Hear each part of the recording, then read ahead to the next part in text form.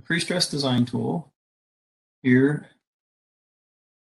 And you can see when you first open it up, you just get the file tab on here. You'll get the rest of them once you create a new project. But just going down through these items, a couple of things, I mean, most of them are self-explanatory, but the library, as Daniel mentioned, is the file library. So it contains everything that is available for you to use.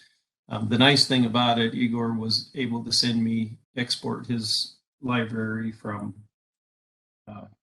BrDR and send it to me, so now I can import it, and I'll show you how I do that. If I click on this library, it'll show everything that I have in the library under all these tabs: appurtenances, materials, beam shapes, and vehicles.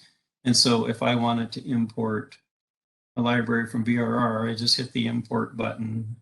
It just gives me a message here saying that only unique items will be imported. It'll skip over anything that's a duplicate. And non-standard gauge vehicles right now can't be analyzed.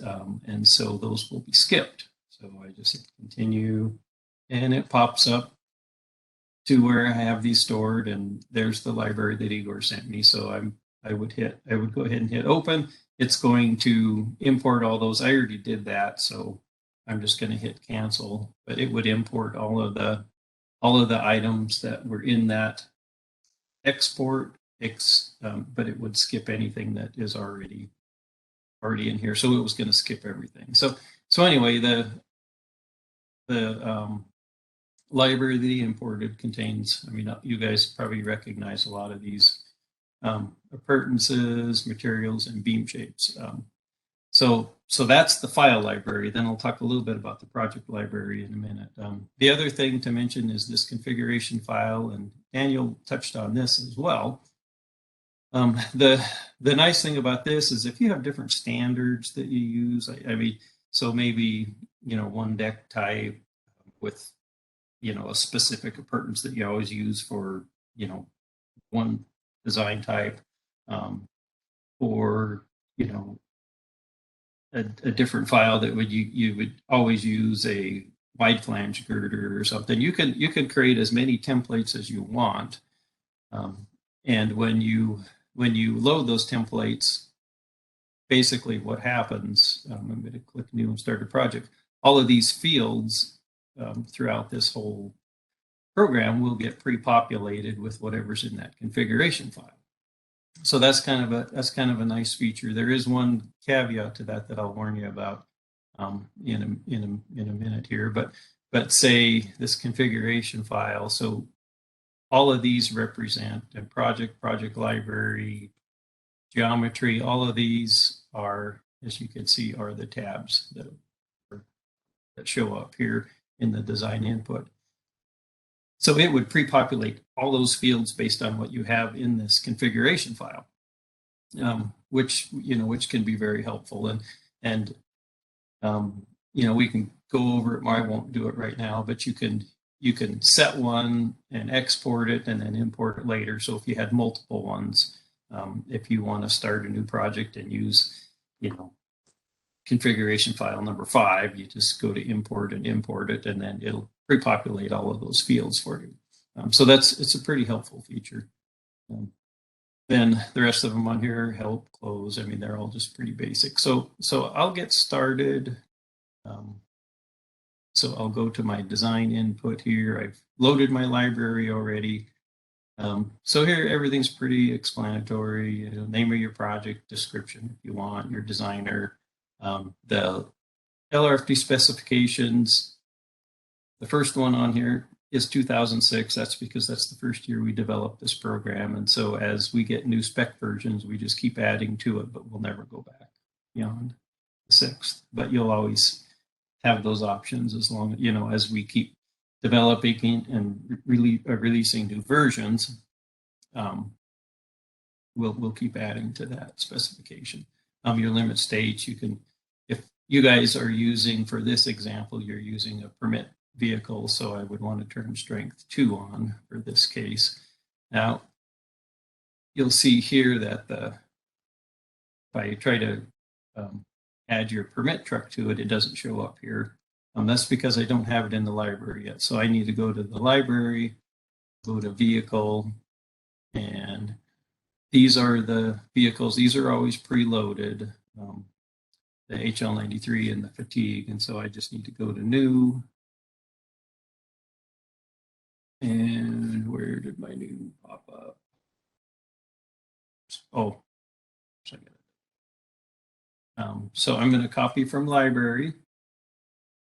And I need to go down here, and that's the vehicle that was in the library that you were sent. And so hit that. And so now that permit vehicle is in here. And if you click on it, you'll see the description of the vehicle down here.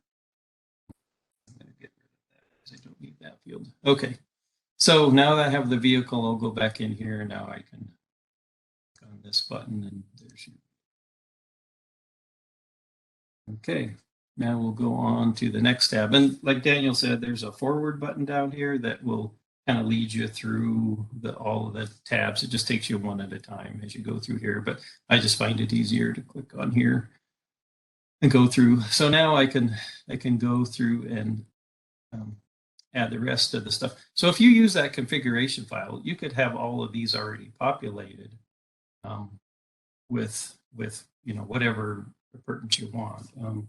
But since we're starting from scratch here, I will just go through and start entering these. And so for this bridge, and this bridge is going to be a system, I should have mentioned that. This is going to be a system definition bridge. It's a 2-span bridge, continuous for live load with constant girder spacing. So I'm going to use the system for this one. So we'll go back to the project tab, and I'll just start adding appurtenances. The appurtenances can either be generic, a median, a parapet, or a railing. The generic one is just kind of a catch-all thing. It's just an easy way to define barriers, and it appears like that's how a lot of yours are defined. And so I'll stick with generic, and I'm going to hit the new button. I'm going to copy from library. And I'll go down here and find it, and it's a type 736. This one right here. I keep doing this. I don't need to hit the new button if I just hit copy from, oops. And I deleted the wrong one. So we're going to go to copy from library and grab that again. So it's this 736. Okay. And then material, we have concrete, prestressed strand, and reinforcing steel. The one thing you don't see here is the concrete for the beam itself, but we set those strengths in a different location. So I'll go to copy from library. I think we have this bridge. I think it was this 4,000 PSI steel. It gives you all your properties there. Now I'm going to go to pre-stressing strand and copy from library. And I believe we were using the 6/10 270 low lax strands, reinforcing steel. So I'm going to grab a 60 KSI steel. And for beam shape, they're divided into box beam, I-beam narrow top flange, I-beam wide top flange. This one's a wide top flange, so I'll copy from library, go down and find your beam, and let's see, this one, the WF60, let's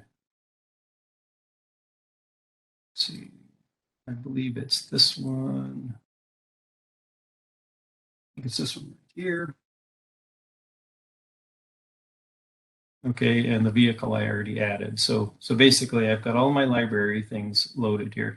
Now you could, the one thing with the configuration file that I addressed earlier is you can preload all of this stuff. So if you wanted to, you could in your configuration file, you could get copy from library and you could grab, you know, say 4 beams and add them all here. So then they're in your library and you don't have to add them later. But the only thing I caution you on that is when you go to your input report and print out your input report, you may have only used one of those beams in your project, but anything that's in there is going to show up here. And so this file can get pretty large. You see every one of those is on here. And they're not being used, and so you probably don't really want those in your input. So I don't, I would just be a little careful when you're using the configuration file to get too much in there, because that could be big. And the other thing you could do too is if you wanted it in that config file, it's pretty easy to go through here and just hit delete. So you could preload it if you wanted it, but then just go through and delete them. The other thing I did notice on the library files that the beam files that Igor sent me, they didn't have this Strand data with them, and I need that for when it does the algorithm. It needs to know where to place strands, and so I just did my best guess at filling this in. So they might not be 100% accurate based on your beam shapes, but I just did what I could. So I've got everything loaded in the library now. And like I said, when you go to the input report, it's going to show everything that's in that library. They'll be included in there. So now I'm going to go to geometry.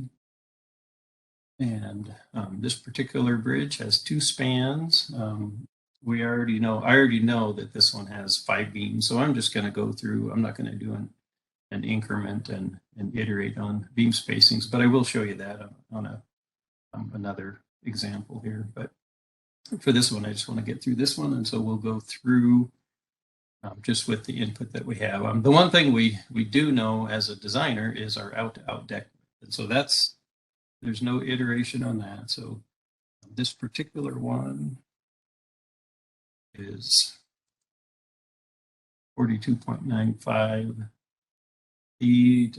We know our overhangs for this bridge. I have a 0 increment here, and then as you put in, with the known deck width, and then us assigning 5 beams and the overhang, it will calculate your beam spacing. Now, if I was to go through and say I wanted to, whoops, I'm going to keep that at 5. If I wanted to iterate between 5 and 6 beams, it calculates your beam spacing. That would be the minimum, and that would be the maximum. But right now we're going to leave this at 5 because that's what we have. Our support skew, this bridge, is 12 degrees. I'm just going to say 3 design lanes based on our deck width. Now I'm going to go through and define the geometry for the span length, and this particular bridge, I have that our end projections are 9 inches. And then the lift distance here, and you don't have to fill this out if you're not really concerned about this. The spec checker will go through and do a stability analysis based on the PCI design manual method. So I'll just put 60 inches in here for now, just to have something in here. If you don't fill it out, I think it assumes it'll default at 0 and lift it from the very ends. But it's not critical. If you don't want to use it, you don't have to use it. Now the supports, and you can see all the dimensions are defined that I'm entering are defined right here in this little picture. Here you can define your supports and your support distances, and I have 21.5 left and 21.5 right side. Like I say, those are all defined right in here. So that finishes my geometry tab. Now I'm going to go on to the deck tab. We have a thing, if you want your deck included in the beam shape, if you were doing a bulb T girder or a tri-deck girder or a channel type girder, you could include it in the deck if you want. Leave that unchecked. I'm going to select our deck concrete. You'll see this, that I have both 3 dots and a down arrow. The 3 dots is where you select. Everything that's in my project library is going to show up in this list. So I select what I want. This is just a remove button if you want to remove. So here you define your total deck thickness, and for this bridge, I am at 7.375. I'm going to click on it for 7.375. Still missing the number 7. Okay. I'm going to leave this blank right now. I mean, you would put your structural deck thickness in here, which is 7, but just to show the validation in a few minutes, I'm going to leave that blank. My deck reinforcement is 60. I'm going to define now this you can use as a design feature. For this example right here, I'm just going to add. I'm going to define the full length of the girder, and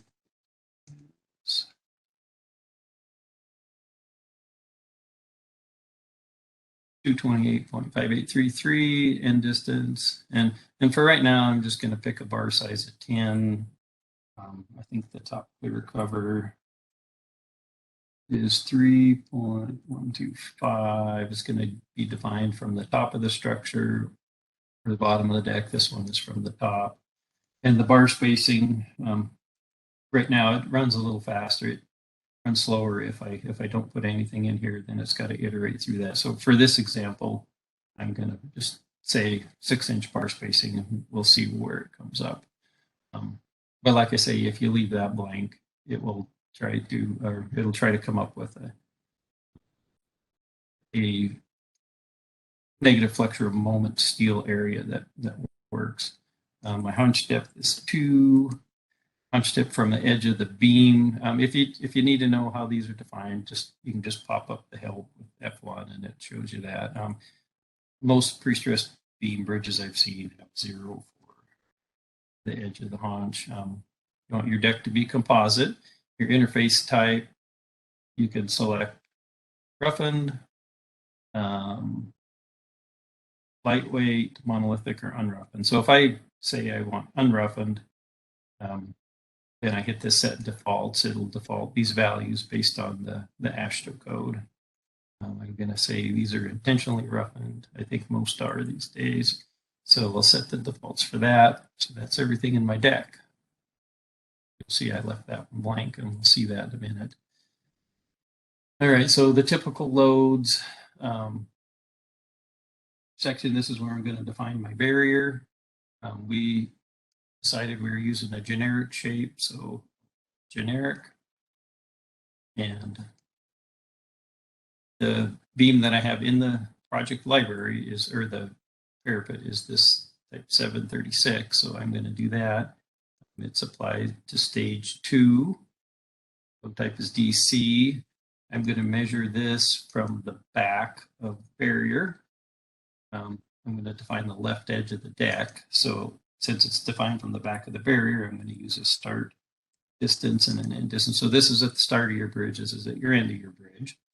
My front face orientation is going to be right here because the front face is facing to the right. And then I'll just duplicate that, go through and change. All this information is still right, but now I'm going to define the right edge, still at 0, 0, but my front face orientation is going to be left. So that'll define my barrier. I'll show you that in a minute. The diaphragms, this one bridge was pretty simple. I'm going to use we have a diaphragm wizard here that's easiest to use. The diaphragms in this bridge are laid out in this configuration. If you have a skew, you get all 4 of these options. If it's a straight bridge with no skew, you just get this option here. But I'll select this one, hit next. I did a quick rough calculation. It appears like your diagrams are about 3 kips, so I'll just use that. There's 1 diaphragm per bay per span, so I'll just do it as 2 equal spaces and hit finish, and I've got all the diaphragms are now defined in here. 1, 2, 3, and 4. You'll see all the bays, they're all the same. If I had something specific I wanted to design, you can use the new duplicate and delete buttons down here to define diaphragms you want. And then if you get them designed for bay 1, don't forget to copy them to bay 2. And here's a copy button where you can take any of the diaphragms from bay 1 and copy them to whatever bay you want. But when you use the diaphragm wizard, it does the whole bridge for you. So you don't have to worry about that. So now I'm done with typical loads.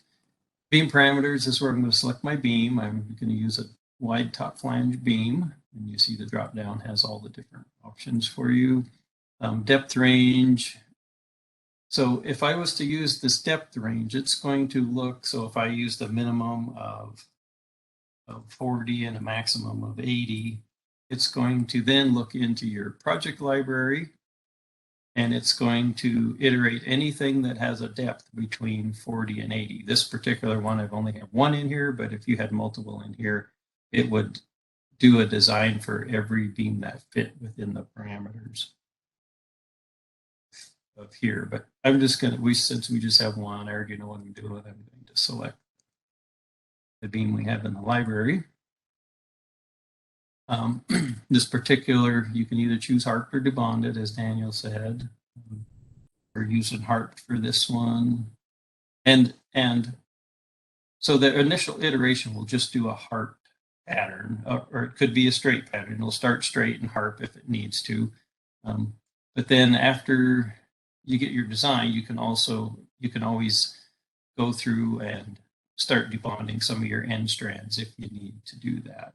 I'm just going to pick 12 strands to harp, my harp location. I'm going to leave this blank too, just for now, but I will use 0.4 there.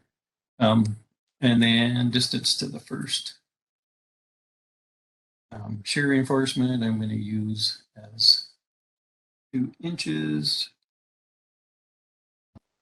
I'm going to go ahead and use 2 ranges. And when we originally developed this program, the splitting resistance check was optional at the time. I mean, the code required it, but the program gave you an option to check it if you wanted or not. And so the original, and this comes from back when we developed the the BrD program, and when we added the shear stirrup wizard, or the shear stirrup design tool, I guess, to that. That's what we used for this one as well. It didn't include a design for the splitting resistance, and so if you just do a single range, based on your beam, the shorter beams have a lot harder time trying to, if you just do a regular strand design or a regular stirrup design, your splitting resistance may not be met because it's not checking that.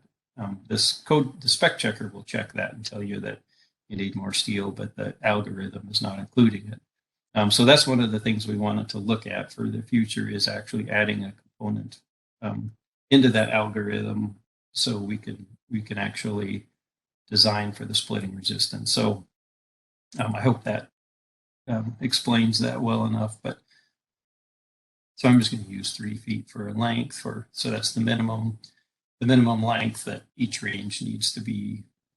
Use 60 for both. I'm going to use a little larger bar here, just hoping that it'll be large enough to meet that splitting resistance. But the splitting resistance is actually a really simple calculation. So you could just ignore that if you want and go through your design and then just add some extra bars or extra hoops near the end to meet that splitting resistance. But I'll just do it this way for now. So that's everything in my beam parameters. The material parameters, I'm going to use steam cured for the curing method. Exposure factors of 1. I set my strand type there. you have the option of doing approximate or refined. I'll do approximate here, and as you see, as you change this, the required input changes down here. For refined, you need the transfer time and some of these ages, where for approximate you don't. So I'm going to use 65 for humidity. For the beam compressive strength, you can select normal, sand, lightweight, or all lightweight. So this is where you assign your girder concrete strength. And the reason we have it here instead of as a library item is we're able to adjust this in the design review process. So we didn't want it as a library item. So this particular one, I think, is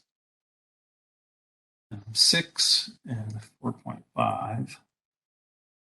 Initial, the stress limit factors are for your stress beam. The default, if you use this defaults button, it will set it based on the code, based on moderate or severe. So if you change it to severe and hit default, you'll see this final allowable tension changes. We're going to keep it on moderate. If you change this, you got to go back and hit the set default, so it'll adjust these. So that's everything there. We're getting towards the end. As Daniel said, if you wanted to add distributed loads, if you had a utility or a thickened portion of the deck or something, anything you wanted to do, you could add distributed loads, concentrated loads. If you had posts or light posts or something on your bridge you wanted to define. Pedestrian loads you can define. The live load distribution factors for the system girder, it's going to calculate them based on the other input. If you wanted to override those, you could override them here and assign it wherever you want. Daniel kind of talked about that, so I won't go into that anymore. We're just going to uncheck that. So I'm not going to add any additional loads to this bridge. Control options, you can set the shear computation method, your loss and stress calculations, and then continuous or simple he talked about. If you check simple, it's going to envelope both the, anything that's a stage 3 load, it's going to envelope those and design for the worst case.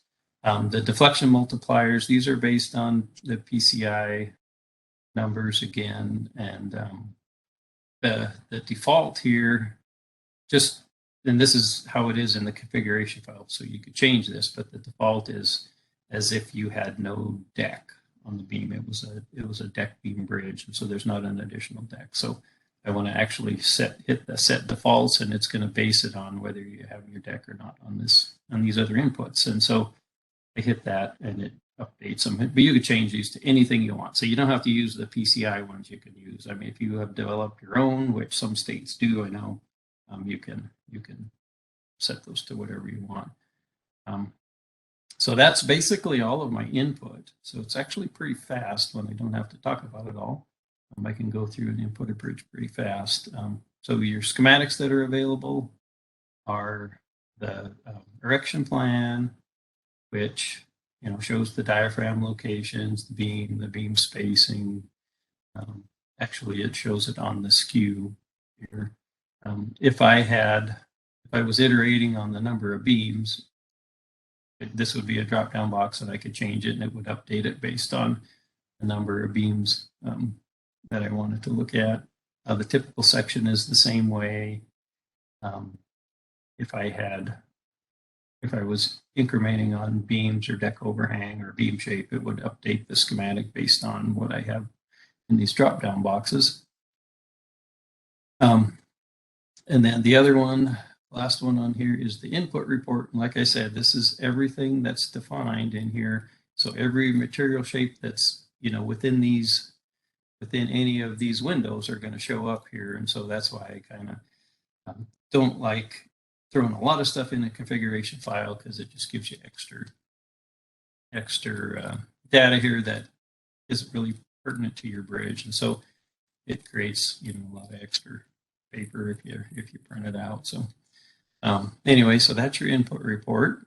Now, if I wanted to hit this validation, now since I'm done with my input, I'm going to hit this, and it's going to show me everywhere that I have something missing. So I can click right on the deck, and it shows me where I'm missing something. So this is where I said I purposely left that 7-inch structural deck thickness off. I click it, the X goes away, and the X goes away over here. And then the other area that I have something missing is beam parameters, and I left this blank. So I'm going to put in a 0.4 for my harp location, and that'll go away. Now, if I were to go to material parameters and say I'm missing that, this is going to show up as just a flag instead, or a warning sign instead. So what that means, that the red X means if you're missing it, you're going to get an error in your analysis. If it's a warning, it tells you that you didn't enter it, but if you hover over it, it says if no value is entered, the default of 0.65 will be used. So you can leave that blank, and it actually is going to use 0.65, but it just gives you a warning that, hey, you're missing something, take a look at it. So I'm going to put that back in there. That'll go away, so I have no other validation errors. And I always leave this validation off when I'm first starting a design, because if you turn it on right away, you don't have everything. You got red X's everywhere, and so it's just a little annoying at first. So I always wait till I'm done with my input, then I turn it on and check it.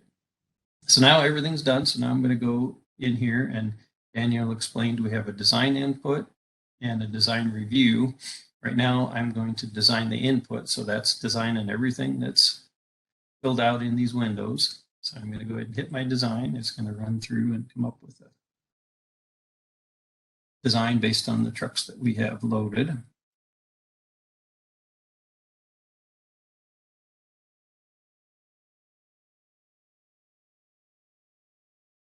Okay, so it gave me a design with so we have two design ratios here. There's the critical design ratio. So this pretty much includes everything that the code is checking and gives you the critical design, or the critical design ratio. The strand design ratio is just for the strands. So it's checking things that are related to the strand, like the stresses and ultimate moment capacity. And we did that for a reason. Earlier, we just had this one on here, and if you have if you're not worried about the splitting resistance, sometimes we're getting a really low critical design ratio for splitting resistance because it was a shallow beam, and we just didn't the regular stirrup iteration didn't provide enough for the splitting resistance. So we added a second one here so you could actually see what the strand ratio is. And then, as Daniel said, these are hyperlinks. So this one is your engine feedback, which you can look and see if something doesn't run. You can find a clue why. This next one is the spec check summary. So it's a summary of all the spec, the major spec check items. So it shows you which code articles that it's checking for all these different things. And if it was a fail, you would see a fail here, and it would show up in red. And then this is the summary of it. And then each of these are checked down here. So it actually goes through and shows you the table and the design ratio values for everything. And then we also added at the bottom of it, we included the hold down force at the harp location. And we added a camber table in here that includes the multipliers that you specify. Your deflection is the live load deflections. And this is the hanging beam stability analysis. So it's this article in the spec checker. You can look in there and you'll find that article in the spec checker that shows that calculation. All right, so some of the other things we have in here is the spec checker, which is very handy. So you can go through The pre-stress calculations has stage 1, stage 2, stage 3. So these are all of the articles that program is checking. If stage 1, stage 2, stage 3. So if I look at stage 3 and look, say at 42 or 45.72, these are all the articles that it's checking. Anything with the green, and these, if you're familiar with BRR at all, this is all the same, or BRR and BRD, it's all the same spec checker, and everything follows the same guidelines.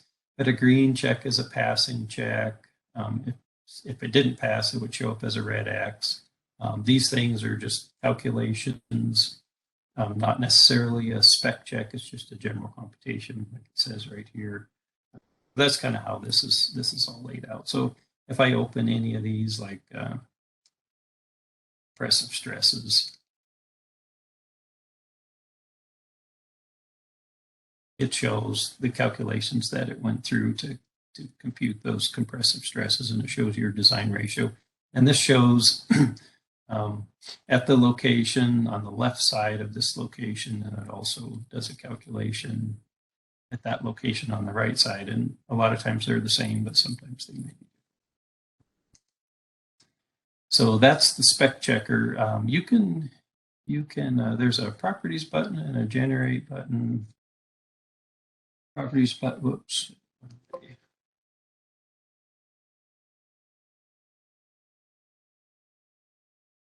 Let me see if I can find that. Oh, it's underneath somewhere. Now I'm going to have to find the darn thing. Popped underneath one of my other screens. Oh, there it is. Okay. So here I can, there's return codes. I could show just what passed, what's failed, things not checked. I mean, any of these. I can select, just say I just want to look at, let's say, I'm going to clear all, and I just want to look at compressive stresses. So I select that and then hit apply. It shows me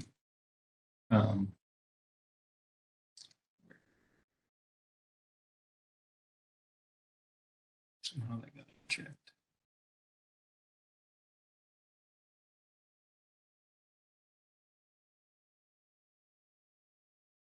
I'll look at those two.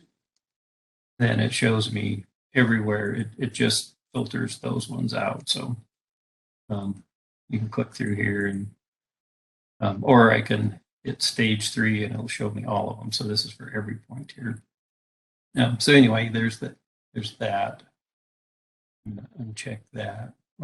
I can also generate a report here. So if I want to look at just selected articles, I can select like these one or this one, for instance, and if I hit selected articles and generate, it's going to just pull up that one. There's a verbose in a bullet list. If I hit verbose and hit generate, I get the whole article. And so then I could print this if I wanted. If I hit bullet list, it's just going to give me the heading for it, just say that it passed. So you can do a lot of things with that spec checker. Tabular results is just what it is. Tabular results, you can select, so dead load, you can select whichever one you want to look at. So if I go back to stage 1, you'll see I have self-load, launch, diaphragm, concrete deck, and transfer forces. So I can print out whatever I want for there, and there's a print button there. You could print. What's a little more handy, I think, and I like better, is the graphs. So I can go through here and select. If I wanted to look at all the dead load moments. These are all the dead load moments. I can turn on and off anything I want, and it updates. So if I wanted to just look at self-load, I could just look at self-load. So that's pretty handy. It goes through moment, shear, axial deflection. So if I just wanted to look at my dead load deflections, I could turn that on. I got to turn this off or I'll get multiple. So there's my dead load deflections based on stage 1. Let's turn stage 2 off. So those are the deflections. And then there's an accompanying table with it. That's pretty handy. The engine outputs, these are all the output files that are created, and Daniel showed you where those are stored. These are actually files that are stored here, but this is just a handier way to get them. There are two live load distribution factor calculations. One's this calculation, one's the summary. The only difference between those two is the summary one is not just the summary, it's everything, but it just shows the summary at the beginning of the article, and then it goes into the detail calculations. If you look at this other one, it's just the detail calculations. It doesn't have the summary at the top. So that spec check article, this spec check article that was hyperlinked here is this same one right here. So it shows you the summary of all the spec checks that it's doing. And then the summary report is something Daniel showed a little bit on, but so this includes the input report. Well, I'll do this. It includes the input report, the strand patterns, concrete stresses, the spec check summary, and the schematics. And so if I wanted to say I didn't want I just wanted to look at the schematics, I could turn everything else off, right? And then pop that up, it just shows you the schematics. So it's just something you can print. And there's a print feature here. You just hit print, it just works like all other software essentially. If I wanted to look at everything, I can just turn it all back on. And it updates. So this is the input report. It's the exact same input report you see right here. If you wanted to print this input report, you have to go back to File and use the print button here. But under the Design tab, it actually has a print button here.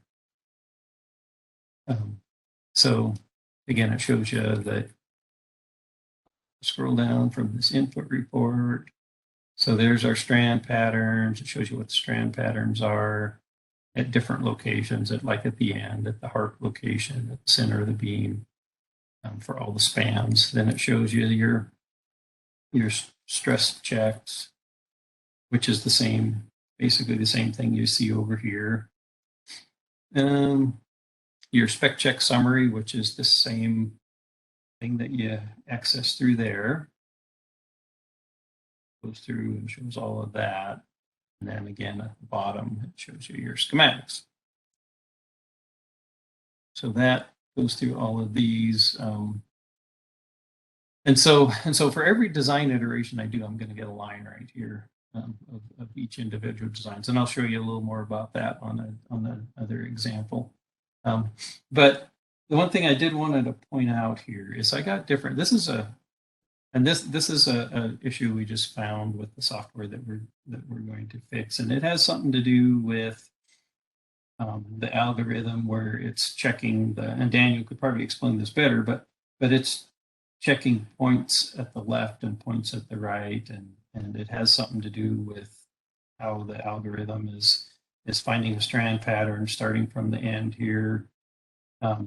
So when you do a continuous, this doesn't happen for a simple design if you do a simple span, but for the left and the right sides, it has something to do with, the moments are different here than they are on the right side, the same equivalent point. So somewhere in there, it's doing, so I got a different strand pattern and I shouldn't be getting that. And it also has something to do, I think,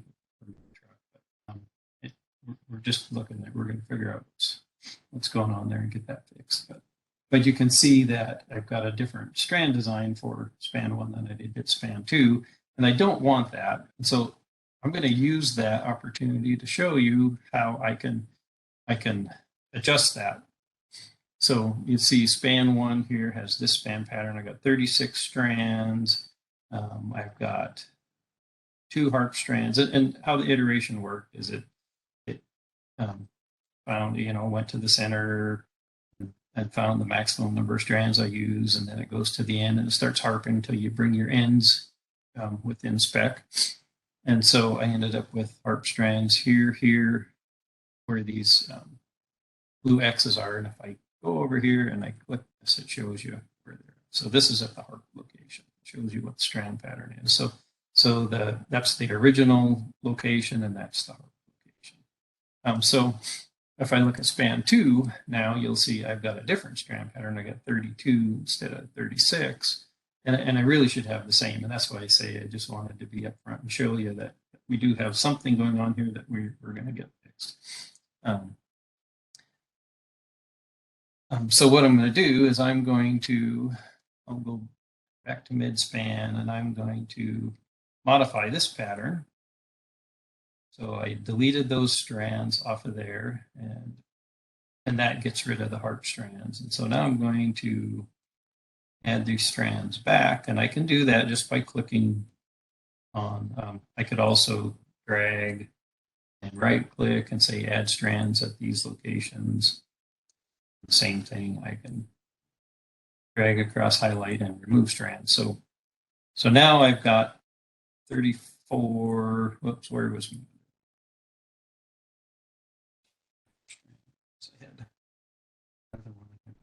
strand in here? Oh, it's right there. Okay, so now I'll go back and redo this span 2. So I need to delete those to get rid of them. Add strands back here. I have one more there. So now I've got 36 strands, and now I need to harp. And so I'm going to go to the left location. I'm going to harp those strands. And you have to do these in order. I can't, like, if I can't go through and delete these now because I would be crossing a strand, a harp strand. So I can't do that. So you gotta do them in an order so they don't cross. So anyway, so now I've got my strands redefined. So this is the same as span 1. So now I'm going to hit a design review. And so it's going to take my new strand pattern and do this review and the spec check. And you see now that I've done that, I've got this to work. And now you can see the graphs over here are symmetrical because it's using now the same strand pattern. And so now I've got a design that works. The other thing I could do, have your beam details tab here, which shows you the shear reinforced pattern that worked, your deck reinforcement. If I was a little bit out of spec and say at initial, I could just increment up my list to 5 if I wanted and rerun it. I don't need to do that because it worked, but you can do that and then hit the design review, and it will redo your design based on the new concrete strengths, initial, final. You could change either of them, both of them, whatever, and rerun your analysis. So when I reran this analysis, it gave me the new line here, which shows the new iteration. So it's still beam 1, deck 5. So to complete this design, I could go through and design beam 2. I'm not going to do that right now. And in most cases, with especially the taller beams in LRFR, I found that most of the time the exterior beams control the design anyway. Not so much in LFD, but in LRFR they did. So now I'm going to show you how to import this into a BrD file. So I'm going to, first thing I'm going to do, this is the one I want. I want this exterior. This is the one that, this one up here will go back and so if I click on this one, it goes back to this other design. So it shows everything down here, but this is the one I want to export because it's the one that has the same strand pattern. So I'm going to pin that one, and by pinning it, you can either save the file, and when I save it, it'll save this it saves this version of it. It won't save this version. It'll save this version of it. So it'll save this strand pattern. And when I reopen it, it'll rerun this. Daniel said we don't save the output, we just save the input. But by doing this, when we reopen it, it'll rerun this case right here. And so you'll get the same result. So if you were working, during your day and got most of the way through, but this isn't exactly how you wanted it, but the day ends, you can pin this and save it and then come back and pick up the next day right where you left off and not have to re-enter this. Before, on a previous version, it didn't save these output results, or it didn't save, the strand pattern. And so you would have to start from, you'd save your input file, but it wouldn't save your revised runs here. So now it'll save these revised runs, and basically it just reruns them when you open it. So you'll get the same results. So, but I'm going to export this. So I'm going to hit the export button. Jeff, can you show us where the rebar pattern is? Where the what button is? Rebar, the negative moment rebar. You entered number 10 bar. Was there any adjustment to it or not? Sorry, yeah, that was the beam details. This is my deck steel. Well, this I entered, and I'll show you where it will calculate that on the next example. But this is the deck reinforcement, but this is what I entered, the number 10 bar. And if you wanted to see that, you could look at your spec check thing, stage 3, near your end, and look at your negative reinforcement, flexural reinforcement, and you could see that calculation in there. But like I say, I'll show that on the next example. Okay. But I wanted to get through this. Sure. I don't want to run out of time before I get through all of these. So I will. So I'm going to go through and export this, and so it's going to create file. I'm going to call it this. I've already done all this, but I'm just going to call it this file, and hit the save button. All right, and I already have one name, so it just asks you to replace it. So my export is successful. So now I'm going to close that down. I'm going to open up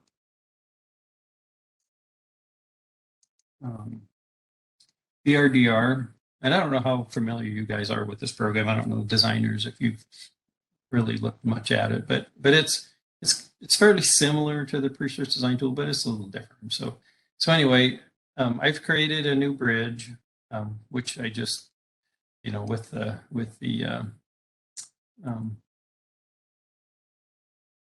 new button, I just created this is already created, but if I would go back into the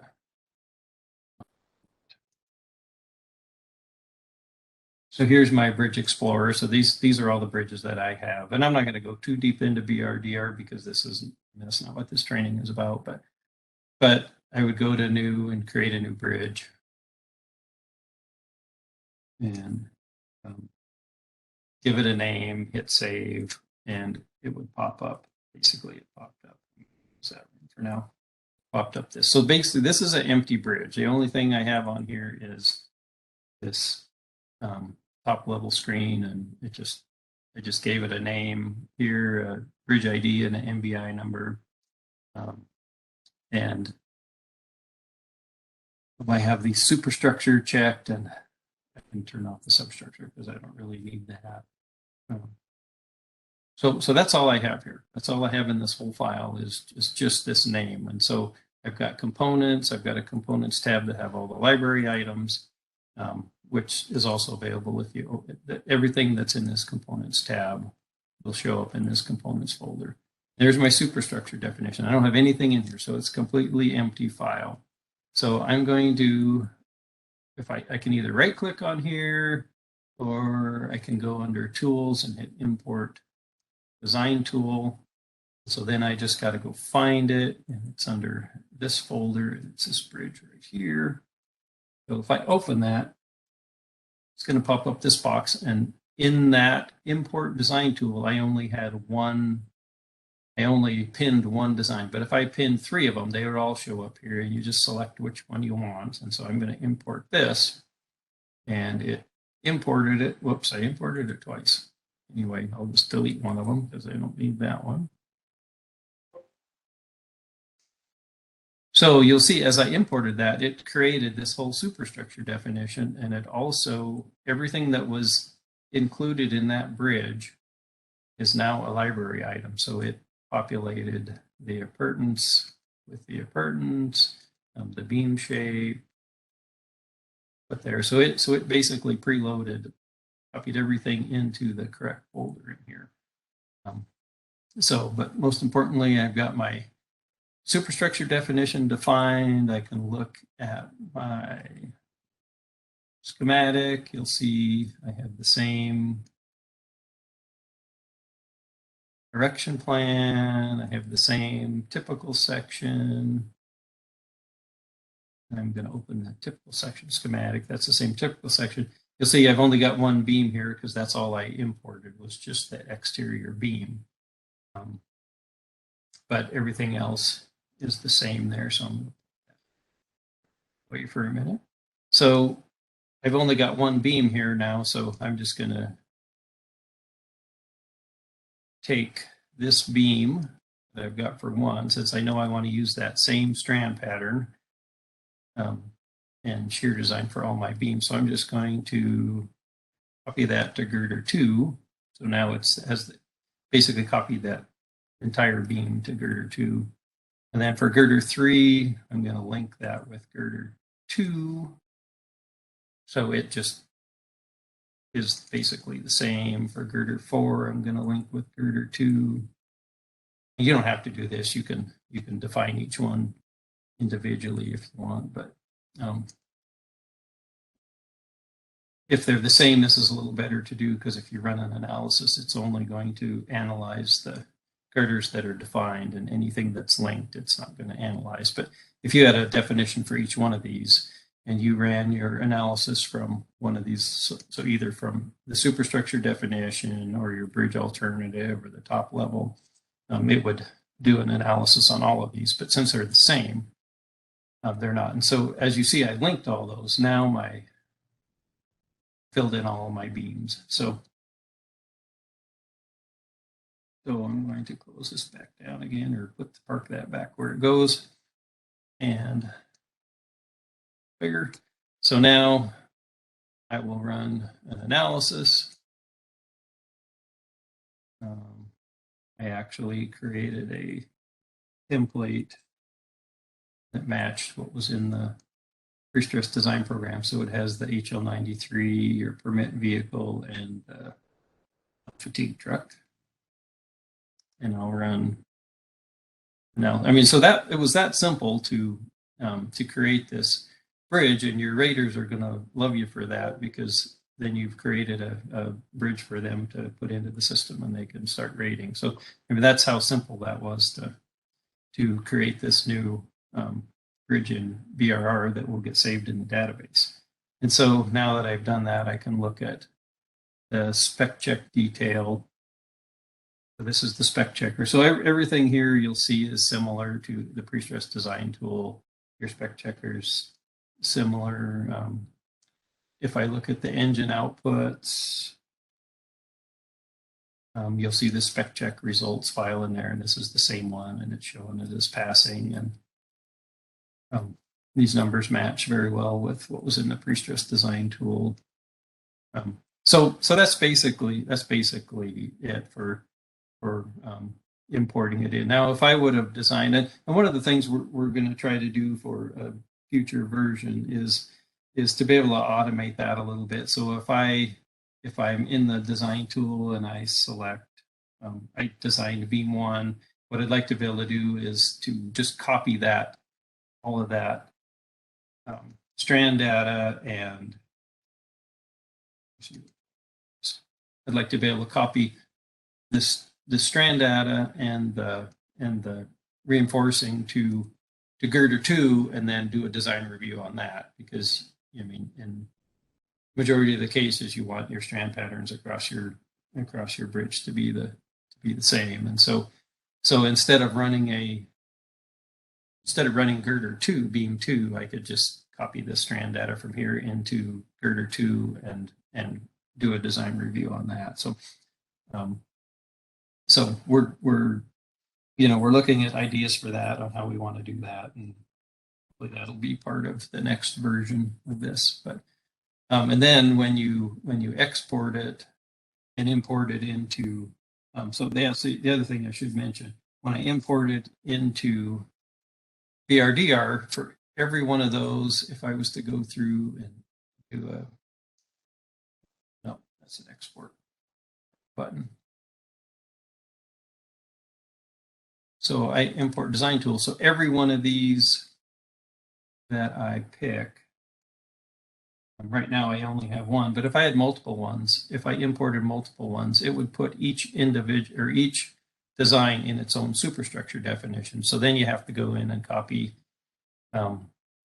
say I put the exterior girder, I imported both an exterior and an interior girder, it would put them in different superstructure definitions. So then I'd have to go to one superstructure definition, copy the interior girder into the other one, and then I would have everything in the same. But that's another thing we want to do for a future release, is figure out how to get them all to import into the same superstructure definition, so it just saves that step. But right now it's really quick and easy to do, so that's just the way we do it at the moment.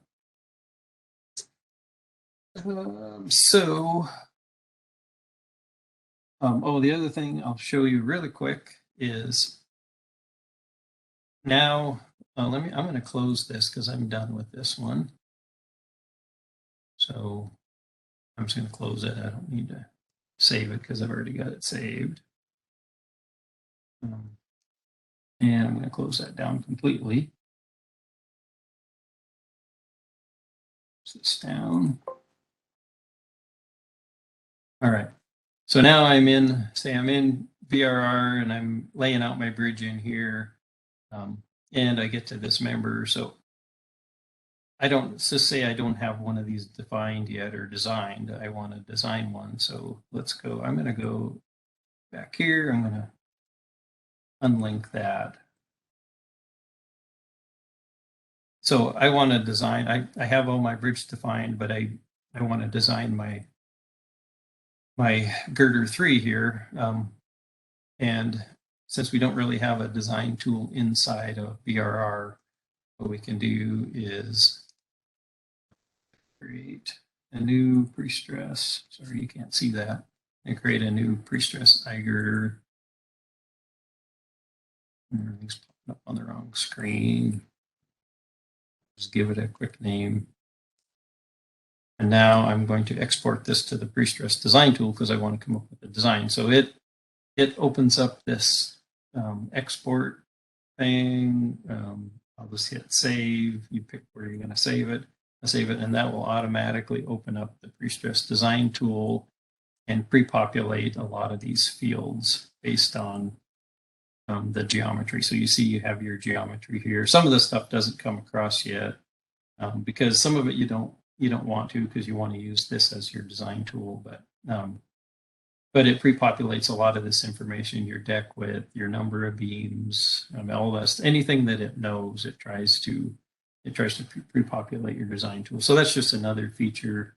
If you want to build your model in BRD instead of in here, you could do that, and then jump to the design tool to do your design, and then when you're done with your design, then you just go through that same export process to bring it back.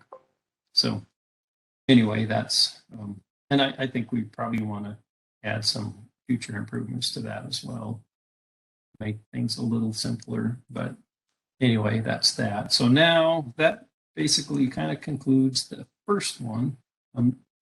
The other bridge that Igor sent me was one with a variable spacing. It's another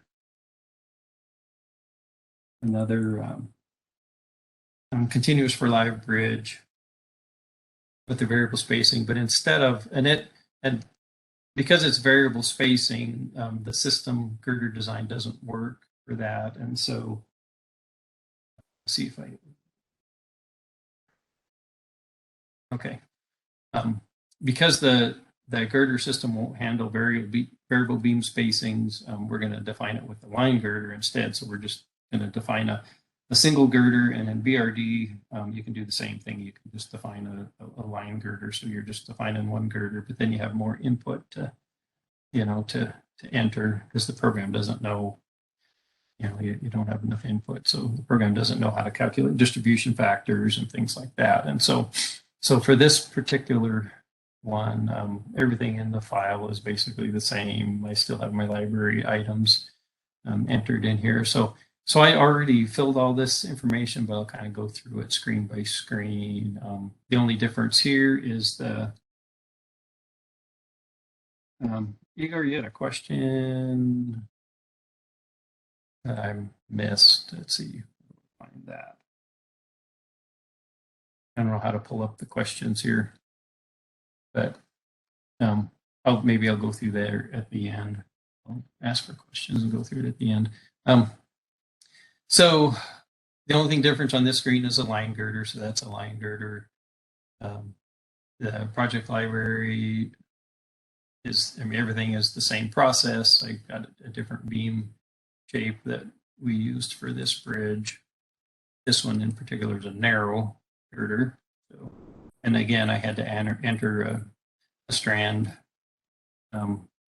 placeholders for their strand grid. Under geometry, it's still 2 spans. The girder spacing, so this one isn't completely accurate, and it doesn't completely cover what the bridge is. And let me just pull up the bridge so you know what I'm looking at.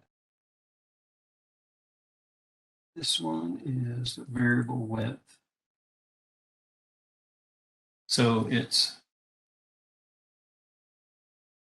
this bridge here, and you can see in span 2. So span 1, everything's parallel. In span 2, the girder spacing matches on this end matches the girder spacing for span 1, but then they're all uniform spacings, but a larger spacing on this end. And so what I couldn't do with this, with either, I don't think BrR or this, is vary my spacing from here all the way to the end. And so, I mean, I couldn't keep the spacing from here to here and then vary the spacing in this span. There was just no input way to do that. And so what I did is I just varied the spacing. Well, I'll kind of show you. For the deck widths, I varied the spacing. I started at 0 and went to here, and so it's not 100% accurate. And I think there's things you can do to help the accuracy of that by adding additional loads to your girders to cover that, or to help with that. But for this example, I just kind of cheated a little bit and just varied my everything from here to here instead of uniform from here to here and then variable from there to there. So for the girder spacing, I put in the girder spacing as span 1. There wasn't a way to change it for span 2, but that doesn't really matter all that much right now because it's not using that for the dead loads. You'll see that in a minute. So I have 2 design lanes. I just picked 2 design lanes. I mean, you enter your lengths here the same as you did on the other one. Your support conditions for your continuity diaphragm are here. So this is one of the areas that's different in your deck than it would have been for a girder system. Is here you enter your tributary width. And so like I was saying, I started at the left end of the bridge and put in basically the beam spacing at the start and the beam spacing at the end at vent 3. I put that in. So at vent 2, it's not going to be completely accurate for the tributary width. For the effective flange width, and like I say, on this, you could probably, this is what it's using to calculate the dead loads of the deck. So what you could probably do is keep this consistent all the way through, and then for span 2, you could add a linear live load or a linear dead load to account for that additional deck width. But for the effective flange width, there really wasn't anything I could figure out to do. And maybe there's something, but thinking about it, I couldn't really figure out what the best way to do that was. And so what I did is I just varied it from the start, beam spacing at the start, to beam spacing at the end. And so, like I say, right in the center, it's not going to be 100% accurate. Punch depth is the same. I used a composite deck, intentionally roughened just like before. And so here is where I entered, let's see, this one, deck reinforcement. On one of these, I left, let me open this up. I think one of these, I have something different. Left one of them blank.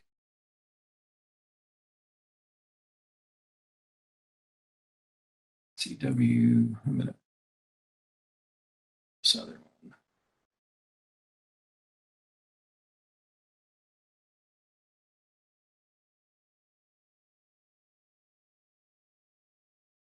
Well, this one already has it run. It's taking longer to run. Like I mentioned earlier, if you pin designs, when you open it, it'll run those pin designs for you, and this version already has that. So you can see I already have these run. So if, like I say, at the end of the day you're not done, you can pin your designs and save it, and it will start right where you left off.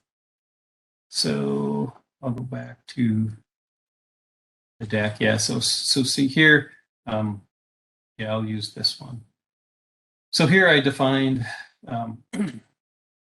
so this would be like your standard steel for your standard deck. So say you had number 4 bars at the top, spaced at 18 inches. You know, this would, you're at the bottom of the deck, this would be your distribution steel 5, and a 5 bar and a 4 bar space, you know, whatever. And then for your negative moment steel, I did so these first ones I ran the full length of the deck, and just for this one I said from 37.68 for 62 feet. That basically spans over the center pier. I used a number 10 bar, and I just left this blank. And so now the program will calculate what's required for the negative moment steel for this one. So I think that was everything with the input for the deck, the beam parameter. This is all real similar to what I had before. Vertical shear, it's a harped again.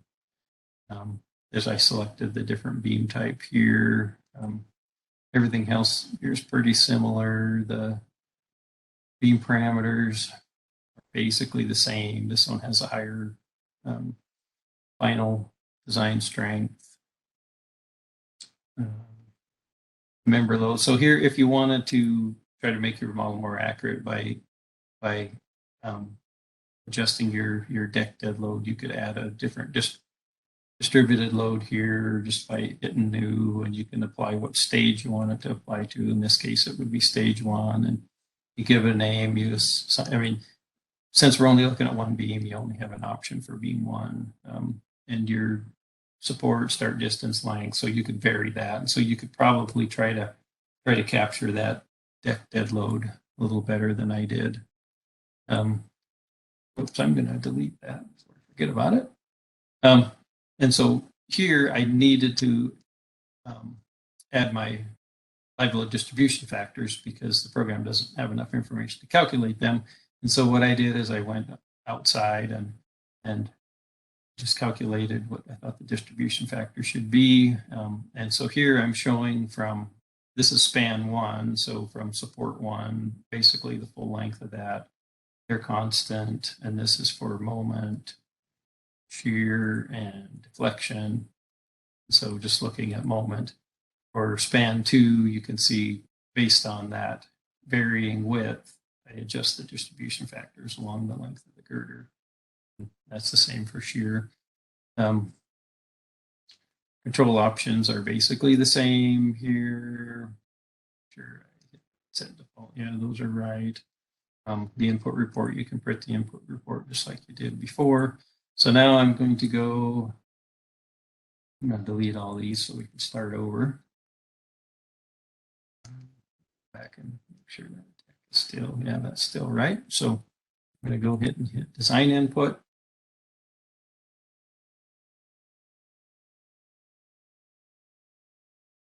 And it's going to run through a design here. And I've got two different span lengths, so I get a little bit of different pattern in each one. So I'll show you again a little thing to do for the design to do the design review. Like say this come up with kind of a different looking pattern. I don't know if I like it. Actually, I don't like it. I'm just going to look at span 2 and see this the pattern that came up with span 2, and that looks like a more traditional design. So I'm going to go into span 1. So let's see, I have that one's at 20. I have a total of 16 strands. So I'm going to go, whoops, wrong button. I'm going to go back to span 1. And I'm just going to fix things. So I'm going to delete these. I'm going to delete those two. And I'm going to add strands to this location. Now, I'm going to go to my harp location, and it remembers where this was the 0.4 point for the harp. So I'm going to go through and I'm going to harp. I think this is what my pattern looked like. Whoops. No, it wasn't. I didn't have these. Or did I? 16 strands. What does it look like? I don't remember. Take a peek. When I do that, it's, oh, they were at that. That was where it was at. Okay. So I got to go back through and do this again. When I click away from that,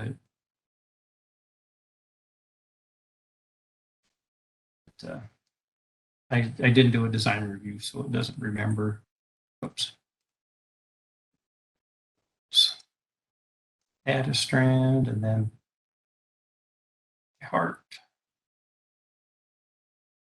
We had those two and then at 20. And this, if you hover over this, it shows you the location, the strand. So that was basically the pattern. Now I'm going to do a design review and see what I come up with. So now I can look over here and I see I've got a little, I mean, my stresses at the center, tension's a little too high at the center. And so I'm going to do one more thing here. I'm going to get rid of those two strands.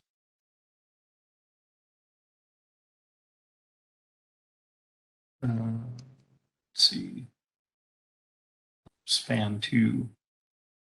I make sure I don't do this in the wrong span. Okay, so that one. So now if I go back to span 2, I'm going to get rid of those two strands. I'm going to do another design strand review. That wasn't the right. Oh, it was span 1. Sorry, did that backwards. So, but this just shows you how quick and easy it is to fix these. So I think that gets me back to what I had originally.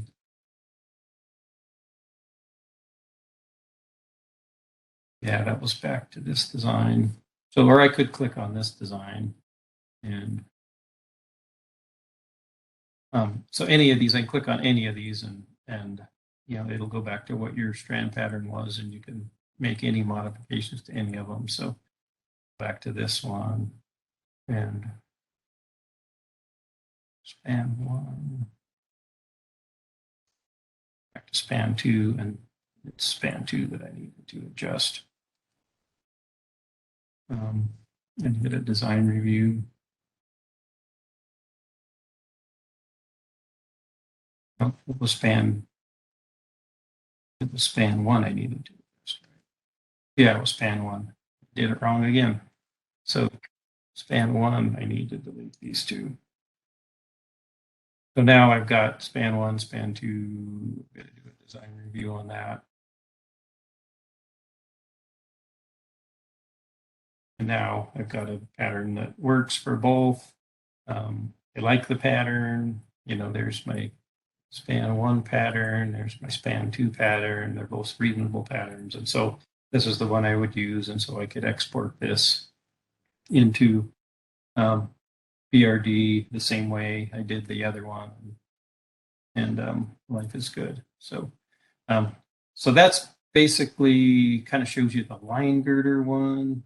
I wanted to show you one more, and this will be really quick. I know we're kind of probably running out of time here, but I wanted to show you the iteration one. And so we have a design example. This is example 6. And if I open this, you'll see in this design that I've got, if I look in the geometry, I'm incrementing the number of beams from 1 to 5. The overhang, I'm incrementing from 3.5 to 4. And then I believe on my beam parameters, I'm doing a depth range of 63 to 72. And if I looked at the library for the beam types, I've got a BT63 and a BT72. So it's going to include both of those in this design iteration. And this is a simple span bridge. And so if and you want to be a little careful using this, these parametric designs, because it's going to do a design for every possible combination that you have here. And so you could get in, if you got one too crazy, you could get into a pretty long, input run here. But this one goes fairly fast. It's only got a few iterations. So yeah, it came up with 8 different iterations. And so I got a design for each one. So now you can go through and you can click on one and see what the pattern is and go to your spec checker or your summary report or your spec check summary and check out every one and see which one you liked. And then when you get what you want, you can hit the export button and then import it into BrDR.